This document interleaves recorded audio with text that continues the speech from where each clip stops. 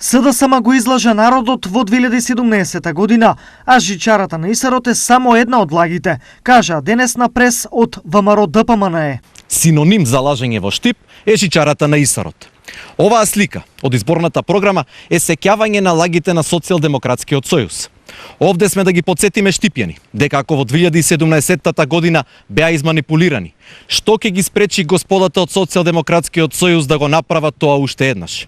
Затоа оваа бесрамна партија треба да знае, граѓаните се уште паметат дека се излажани, и тоа никогаш повеќе нема да се повтори. СДСМ во овој мандат е со реализирани проекти кои се многу повеќе и поквалитетни од сите претходно.